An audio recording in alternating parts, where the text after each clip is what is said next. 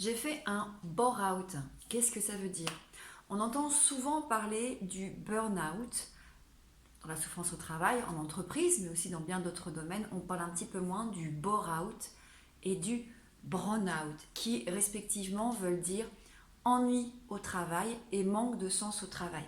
Je vous ai souvent parlé du burn-out, vous allez pouvoir retrouver plein de vidéos sur ma chaîne YouTube qui expliquent que le burn-out dépend à la fois de facteurs externes et de facteurs internes. Les facteurs externes étant le manque de moyens, des objectifs irréalisables, du harcèlement, de la pression, une mauvaise ambiance, des quotas à respecter, un nombre, des horaires effectivement qui sont inadaptés ou en tout cas le fait de travailler trop.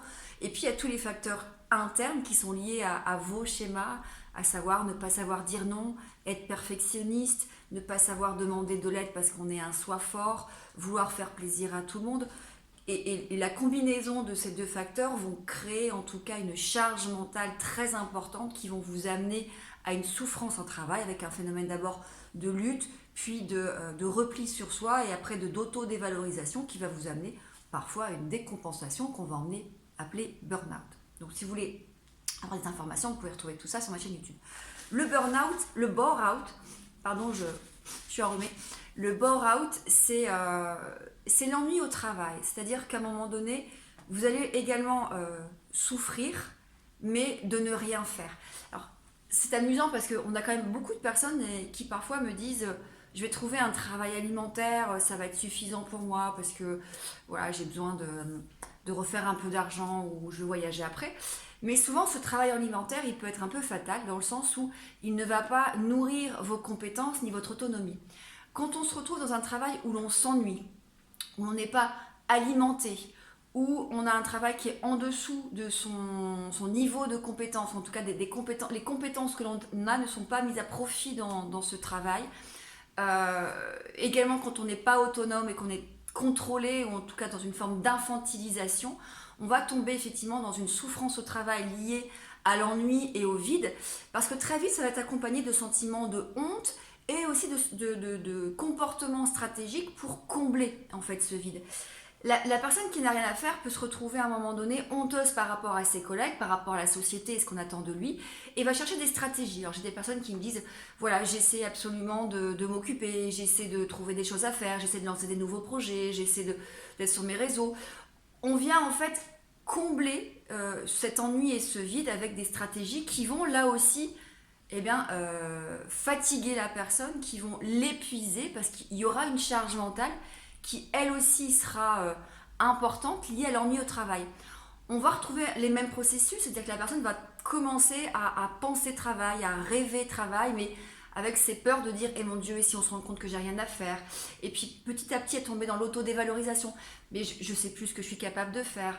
Finalement, en fait, elle perd confiance en ses compétences, elle perd confiance en sa capacité à pouvoir encore faire les choses parce que son niveau de compétence n'est pas utilisé comme en tout cas il devrait l'être. Donc la souffrance au travail va inclure beaucoup de choses, mais dans la série des burn-out, bore-out, burn-out, le bore-out, c'est bien quand vous commencez à regarder l'heure parce que vous n'avez rien à faire, parce que vous restez des après-midi complètes ou des journées complètes à vous ennuyer sans avoir rien à faire dans votre travail. Dans ce cas-là, si effectivement vous sentez qu'il y a comme ça dans votre charge de travail quelque chose qui ne fonctionne pas, d'aller en parler très rapidement à votre responsable hiérarchique qui pourra peut-être vous rassurer en vous disant peut-être écoute là on est dans une saisonnalité qui fait que tu n'es pas alimenté mais dans quelques temps ça va revenir. En attendant, voilà, je te confie peut-être des missions en parallèle où je t'invite peut-être à, voilà, à aller faire des choses par toi-même, ce qui voilà, ne sera peut-être pas suffisant, puisque vous avez besoin aussi d'être reconnu. Le besoin de reconnaissance, il est bien, je reconnais ton travail. Donc si vous n'avez pas de travail, vous pourrez aussi souffrir d'un manque de reconnaissance sociétale ou vis-à-vis de votre boss ou vis-à-vis aussi de vos collègues si eux ne sont pas concernés par ces problèmes de charge de travail. Voilà, donc ne sous-estimez pas le bore-out. On a tendance, il y a beaucoup de personnes qui vont à un moment donné sous-estimer en disant voilà, tu ne devrais pas te plaindre, tu n'as pas grand chose à faire et tu es payé. Non, le bore-out fait autant de dégâts que le burn-out, si ce n'est que là on est bien sur l'ennui.